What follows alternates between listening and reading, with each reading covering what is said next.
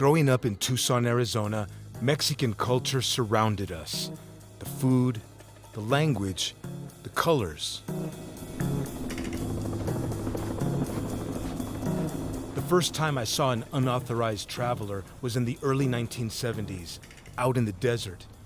A Border Patrol official arrested a man under the shade of a palo verde tree. My father told me the man was being arrested because he was poor. Really brought the humanity and showed the humanity behind all this news and all these politics that you hear about the border and what goes on there. This documentary really showed us the people and their hopes and dreams and what they're fighting for and what they represent. And I thought that was really important. One of the lines that stuck out to me was when our narrator, Frank, was telling us about what his dad said about why the man was being arrested, and him telling his son that the man was being arrested because he was poor. He was most likely getting arrested because he was an immigrant, but there is truth behind his father's statement. If he was a rich,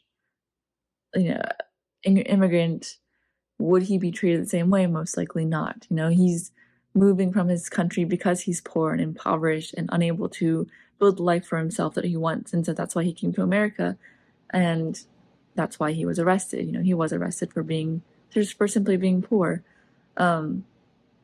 Which I think a lot of people don't even acknowledge when they talk about the border and the people who are they have the same hopes and dreams as the rest of us.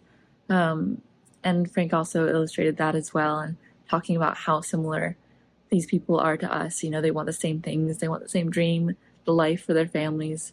So the way that he was able to talk to both sides of the argument here, because he's an American who goes back and forth. It is through Frank's story that we gain a new insight on what it is like to not just be an immigrant, since, he's been here for so long, but more so what it is like to have both the honor and the burden of having such a harrowing past at a time when culturally there are so many who violently rebuke people with that history.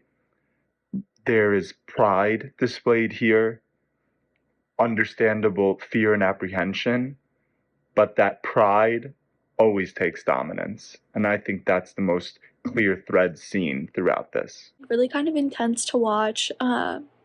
And living in Southern California, this is actually a big part of news, is the border and, everything that kind of encompasses that. And people crossing the border legally or illegally. This story, this journey, this perspective, I think was really, really fascinating and really, really important too, to kind of broaden the scope of it instead of, just getting one little snippet of part of a story.